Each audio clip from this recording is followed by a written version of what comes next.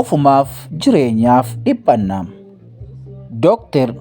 Pratik Joshi waggoota 6 darban keessa London keessa jiraataa ture.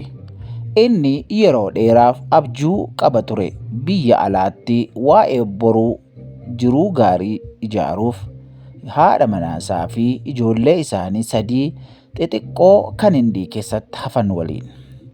Waggaa hedduu karoorfachuun waraqaa fi ulaagaalee barbaachisan guuttachuun obsa hedduu booda abjuun sun dhugoomaa ture. Guyyaa 2 dura haadha manaasaa Dr. Komii Vaayas isheenis ogeettii fayyaa hojii ishee Hindii keessatti hojjechaa turte gadi dhiistee gara biyya Ingilizii maatii ishee waliin imaluuf. Qophii hunda xumuranii maatii firoottan isaaniitti nagaa dhaammatanii bulanii. Ganama har'aa 5 isaanii abdii fi gammachuu fi karooraan guutamanii xayyaara Air India lakkoofsa 171 irratti gara London imaluuf yaabbatan. Suuraa ofii isaanii yookaan immoo selfii ka'uudhaan maatii isaaniif erganii gagammadaa karaa isaanii jalqaban. Imala yeroo tokkoof jireenya haaraa jalqabuufis jechuudha. Garuu isaan gara sana hin geenye. Xiyyaarri isaanii ni kufe. Isaan keessaa namni tokko iyyuu hin baraaramne.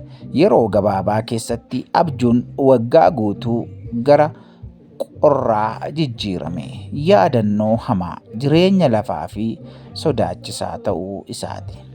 Waan ati ijaarrattu hundaa, waan abdattu hundii, waan jaallattu hundaa hundumtuu funyoo tokkicha irra jira. Kanaaf yeroo qabdu keessa jiraadhu, jaalladhuu fi gammachuu boruu eeguu hin ta'in. Har'a eegali. Egaa wanti kun baay'ee wanta nama gaddisiisudha. Egaan wanta kanarraa maal hubannaa yookiin immoo viidiyoo kanarraa maal hubanna yoo jennee har'a hamma dandeenyutti waan qabnuun gammannee keessa keenya gammachiisnee jireenya gammachuu maatii keenya waliin haa jiraannuun dhaamsa keenya.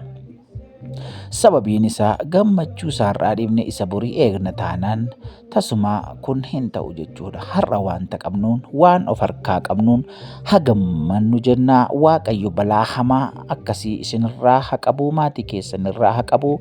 Iddoo nagaa oolaa hordoftoota keenya, hordoftoota Gonfoo miidiyaa isin jaallannaa, isin kabajnaa. Miidiyaa keenya subscribe, like, share gochuu hin dagatinaa. Waliif qoodaa. Eebbifamaa yeroo gaarii qabaadhaa.